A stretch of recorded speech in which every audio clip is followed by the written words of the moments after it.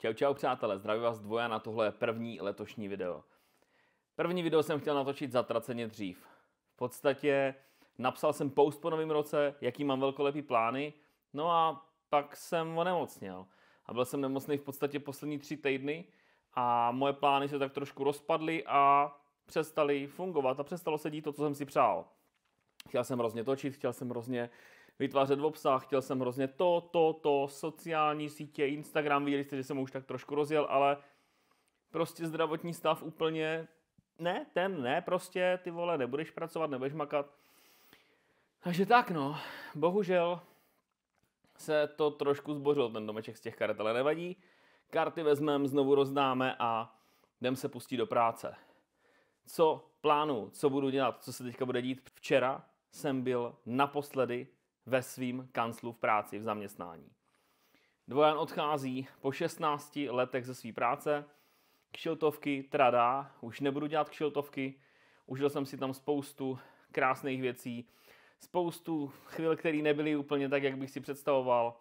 Dostal jsem se k zákazníkům, ke kterým bych se jako normální smrtelník nikdy nedostal, ale jsou to pořád zákazníci mýho zaměstnavatele a ne moji, takže teď budu makat na tom, abych já sám měl nějaký dobrý a kvalitní zákazníky a aby se Dvojan Studio posunulo pořádně někam dál. Co se bude teďka dít? V tuhletu chvíli začínám pracovat na svých projektech, na svých věcech, na svých zákaznících. A ve spolupráci s ŽR Žijeme reklamou budeme utvářet takové věci a takové bomby, že z toho bude snad až zrak přecházet. Ne, klasika já, velký oči, ale těším se na to, bude to fakt velký, bude toho spousta. Co se za poslední dobu povedlo, co se za poslední dobu uskutečnilo? Spustil jsem nový web Dvojan.cz. Koukni se na to, klasický web Dvojan EU už nefunguje, teďka momentálně mám jenom web Dvojan.cz. Chybí tam ještě dodělat nějaký kategorie, ale myslím si, že web jako takovej je moc pěkný. Nechal jsem si ho schválit od guru zsf.cz, Filip Novák, koukněte se na to.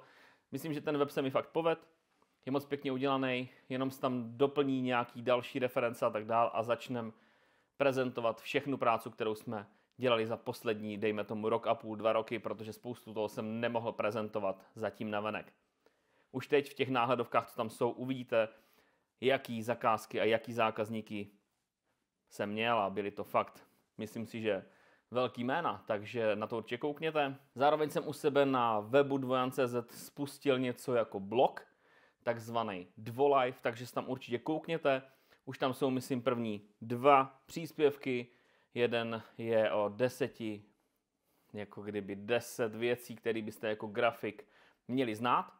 Jsou to pojmy, které jsou fakt důležitý. A pak je tam ještě jeden, a ten si teďka nespomenu, o čem je, ale každopádně chtěl bych je tam přidávat nějak pravidelně. Zajímavý obsah, který by jak pumpoval můj web směrem nahoru, tak zároveň by vám dával zajímavé a užitečné informace. Určitě se na to koukněte. Dvojan.cz, najdete to tam. Další věc, kterou jsem teďka spustil a v podstatě oživil po letech, je web rodinnyfotograf.cz s pomlčkou prostě, takže rodinný-fotograf.cz. Je to web, který kdysi fungoval, ale já jsem pak přešel pod web Fotoblansko.eu a teďka, protože si pojedu velkou část sám na svým, tak potřebuju, abych měl nějaký rozumný fotoportfolio, protože přece jenom focení jsem se vždycky věnoval a teďka je potřeba to trošku oživit, trošku to dát dokopy, věnovat se tomu, co bylo vždycky krásný, to je focení rodin. Takže oživil jsem znovu web Rodinný fotograf. Tam se teďka budou samozřejmě dít taky nějaký věci. Oživil jsem Instač rodinného fotografa, kde mám předdefinovaný nějaký posty a postupně se bude ten Instagram plnit. Stejně jako se postupně plní Instagram Dvojan Studia. Vždycky jsem chtěl dělat krásné proužky, ale Instač nám do toho teďka hodil ty vole vidle a spoustu 1:1 nám udělal posty 5:4, takže je to tak trošku zkažený ty Instagramy a já budu muset se na to podívat trošku jiným způsobem a budu muset ty posty začít dělat trošku jinak, ale rád bych si udržel své pruhy, které mě prostě baví dělat ten Instagram takhle po proužcích, myslím, že to vypadá moc pěkně. Už teď tam můžete vidět nějaký nový věci, které jsem vám dřív neprezentoval.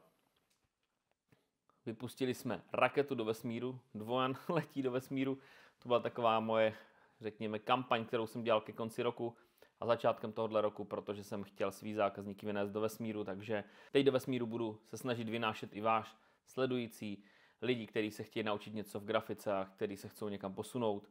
Takže tuhle tu cestu určitě sledujte, bude to hrozně zajímavý.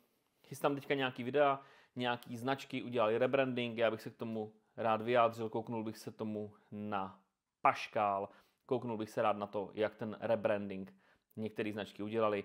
První věc, kterou teďka budu dělat, která je teďka na řadě, je rebranding Brain Marketu, který je zatraceně dobrý a já bych si ho chtěl projít hezky pěkně, přečíst si, o čem to je, proč se to stalo a tak dále. A určitě bych vám o tom moc rád povídal. Takže to jsou teďka nějaký plány na krátkou dobu. Chystám video, který by mělo nějak vzít moje loňský video, ve kterým jsem nahodil nějaké své představy roku 2024. Napsal jsem si nějaký sám sobě dopis nebo sám sobě nějaký prostě text, ve kterým jsem si vytyčil nějaký cíle pro rok 2024 a rád bych se na to podíval, co jsem zvládl, co se povedlo, co se nepovedlo a to stejný bych udělal zase rád pro rok 2025. Tohle video je takový krátký, takový řekněme informační. Vlastně to tady celý ještě znovu musím ponastavovat, protože spousta věcí se tady u mě v domokanceláři změnila, spousta věcí je jinak a já musím znovu všecko ponastavovat, všecko znovu povychytávat. Teďka natáčím takovým dost punkovým způsobem, takže doufám, že to videjko bude funkční, že bude stát za to, že se budete těšit na další videa a právě teď od března, od 1. března 25, Dvojan Studio Only, Dvojan XŽR, přátelé, tohle to bude velký. Těšte se, budeme pracovat na obsahu, já budu stát pravděpodobně i za kamerou v některých projektech. Rád bych se trošku zdokonalil, zlepšil v nějakém stříhání, v nějakém točení, v nějakém kreativním tvoření a zatím vším budeme stát. Mějte se hezky, přeju vám všem krásný den a vidíme se brzo u nějakého dalšího videa. Čau.